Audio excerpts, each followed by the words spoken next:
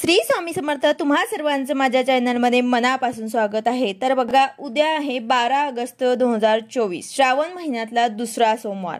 तर आपल्याला जशी आपण पहिल्या सोमवारी पूजा केली होती तशीच पूजा करायची आहे। सकाळी लवकर उठून पांढरे वस्त्र घालून अभिषेक पूजा करायची आहे आणि जवळ जर तुमच्या मंदिर असेल तर तिथे जाऊन सुद्धा तुम्हाला अभिषेक करायचा आहे, पूजा करायची आहे। प्रकारे आपल्याला उद्या घरात अभिषेक सुद्धा करायचा आहे आणि रुद्राभिषेकाचे पठण सुद्धा करायचे आहे। तसेच शिवलीलामृत ग्रंथाचे सुद्धा आपल्याला 11वा अध्याय जो आहे तो पठण करायचा आहे। जे जमेल ते सेवा तुम्हाला उद्या न चुकता करायचे आहे। त्याचबरोबर जसं आपण पहिल्या सोमवारी 21 तांदळांचा उपाय केला होता तसंच आपल्याला आता उद्या 21 तिळीचा उपाय करायचा आहे।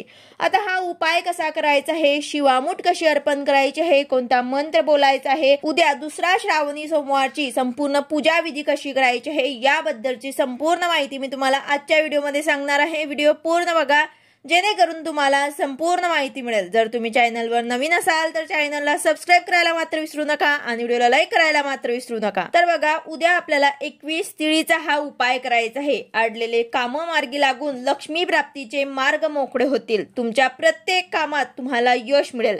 किती दिवसापासून तुमचे काही काम होत नाही आहे तर ते सुद्धा होतील। तर अशा सर्व अडचणींपासून तुमची सुटका होईल। तर हा प्रभावी उपाय नक्कीच सर्वांनी उद्या करायचा आहे। तर बघा, आपल्याला माहिती आहे की प्रत्येक सोमवारी वेगवेगळ्या धान्याची आपण शिवामूठ अर्पण करत असतो।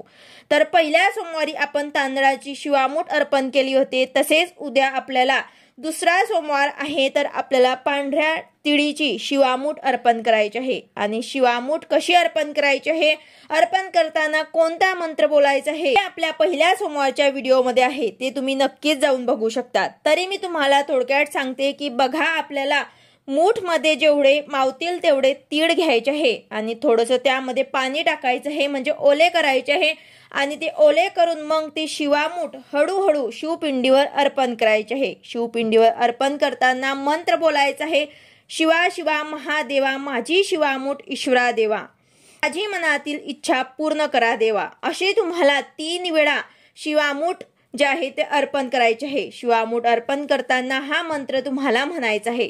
आता पहिल्या सोमवारी जसे आपण 21 तांदळांचा उपाय केला होता तसेच उद्या आपल्याला तिळीचा उपाय करायचा आहे। जसे आपण 21 अखंड तांदूळ महादेवाला अर्पण केले होते तसेच उद्या आपल्याला 21 तीळ जे आहे ते अर्पण करायचे आहे।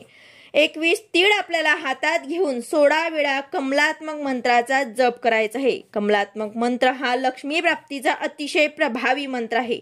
तर आवर्जून सर्वांनी हा उपाय नक्कीच करायचा आहे। 21 पांढऱ्या तीळ आपल्याला उजव्या हातात घेऊन कमलात्मक मंत्र आपल्याला जप करायचा आहे। कमलात्मक मंत्र अशा प्रकारे आहे, ओम श्रीम ह्रीम श्रीम कमले कमलालय प्रसिद्ध प्रसिद्ध श्रीम ह्रीम श्रीम महालक्ष्मी नमः। हा मंत्राचा आपल्याला 16 वेळा जप करायचा आहे आणि ते तीळ महादेवाला अर्पण करायचे आहे। उद्याचा दिवस अतिशय महत्त्वाचा आहे, तर सर्वांनी हा उपाय करायला मात्र विसरू नका। घरात सुख समृद्धी नांदावं, घरात जी लक्ष्मी आहे ती चिरकाल टिकावी यासाठी हा उपाय नक्कीच करायचा आहे। तसेच उद्या सर्वांनी आपल्या घरात रुद्राभिषेक करायचा आहे। आता ज्यांना कोणाला रुद्राभिषेक करताना मंत्र स्त्रोत म्हणता येत नसतील त्यांनी महामृत्युंजय मंत्राचा जप केला तरी सुद्धा चालेल, किंवा मग ओम नमः शिवाय पुरुषांनी आणि महिलांनी नमः शिवाय या मंत्राचा जप करून सुद्धा तुम्ही अभिषेक केला तरी सुद्धा चालेल।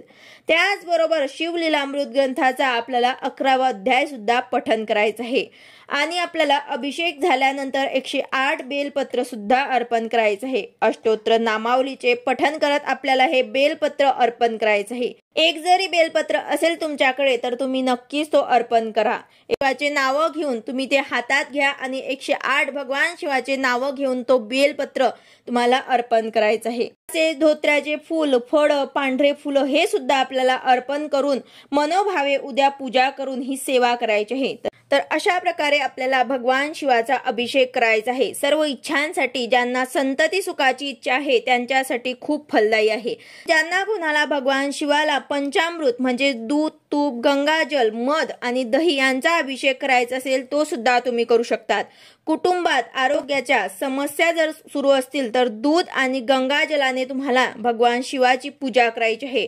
ज्या लोकांच्या कुंडलीत शनीची अर्धदशा आहे त्यांनी दुधात काळे तीळ मिसळून अभिषेक करायचा आहे। त्या प्रकारे आपल्याला श्रावण महिन्याच्या दुसऱ्या सोमवारी पूजा उपासना करायची आहे आणि 21 तिळीचा उपाय सुद्धा आपल्याला आवर्जून करायचा आहे। हा उपाय लक्ष्मी प्राप्तीसाठी आहे, तर सर्वांनी आवर्जून हा उपाय नक्कीच करायचा आहे। व्हिडिओ आवडला असेल तर लाईक करा, शेअर करा, सबस्क्राइब करा। भेटूया अशाच नवीन व्हिडिओ सोबत। श्री स्वामी समर्थ।